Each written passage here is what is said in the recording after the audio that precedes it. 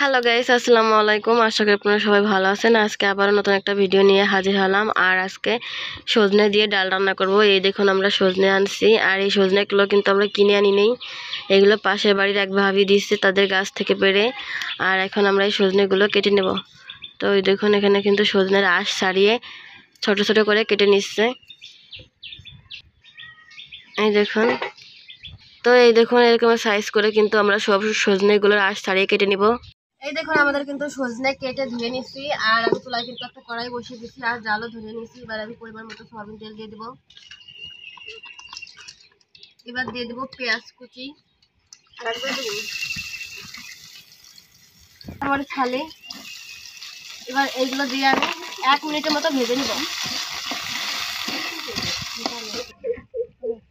আমি কিন্তু 1 মিনিট ভেজে নিচ্ছি। এবার দিয়ে দেবো রসুন বাটা, আর দিয়ে দেবো 1 চামচ জিরের গুঁড়া, 1 চামচ হলুদের গুঁড়া, আর দেব স্বাদ মতো লবণ। এবার এইগুলো দিয়ে আমি একটু মশলা ভেজে নেব। আমি মশলা একটু ভেজে নিচ্ছি। এবার এর ভিতরে অল্প পরিমাণে পানি দিয়ে দিব। আর আমি 5 মিনিটের মতো মশলাটাকে ভালো করে কষিয়ে নেব। ফিরে এলাম 5 মিনিট পরে। দেখুন, আমাদের কিন্তু মশলা কষানো হয়ে গেছে। আর এই দেখুন, মশলার উপর দিয়ে কিন্তু তেল ছেড়ে দিচ্ছে। এবার এর ভিতরে দিয়ে দেবো মসুরের ডাল, কিন্তু আমি ধুয়ে নিয়েছিলাম। এবার এই ডালটা দিয়ে দেবো।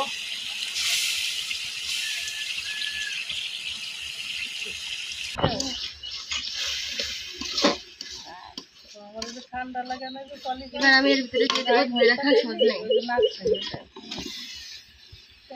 এবার এইগুলো দিয়ে আমি ভালো করে কষিয়ে নেব। আমি কিছুক্ষণ কষিয়ে নিচ্ছি। এবার এর ভিতরে আমি পরিমাণ মতো পানি দিয়ে দিব। এই দেখুন, আমাদের পানি কিন্তু দেওয়া হয়ে গেছে। এবার একটু ঢাকা দিয়ে ঢেকে দিব আর 6 মিনিটের মতো রান্না করে নেব। ফিরে এলাম 6 মিনিট পরে। এবার আমরা ঢাকনা নামিয়ে নিব। আর এই দেখুন, আমাদের ডাল কিন্তু অনেকটাই সিদ্ধ হয়ে গেছে আর আমাদের সজনেও সিদ্ধ হয়ে গেছে। এবার আমি একটু নাড়া দিয়ে নিব। আর আমি আবারও একটা ঢাকনা দিয়ে ঢেকে রাখবো আর 3 মিনিটের মতো রান্না করে নিব। ফিরে এলাম 3 মিনিট পরে। এবার আমরা ঢাকনা নামিয়ে নিব। আর এই দেখুন, আমাদের রান্না কিন্তু পুরো হয়ে গেছে। এই দেখুন কত সুন্দর হয়েছে। আর কালারটা দেখুন বন্ধুরা, কতটা ভালো লাগতেছে কালার দেখেই। এবার আমি একটা ডিশে ঢেলে নিব।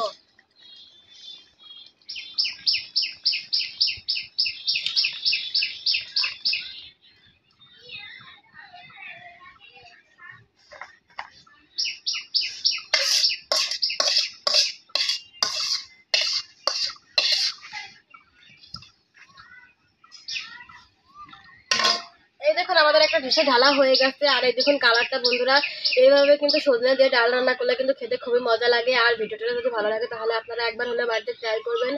আর ভিডিওটা ভালো লাগলে like, comment, share and subscribe করবেন। ভালো থাকবেন, আল্লাহ হাফেজ।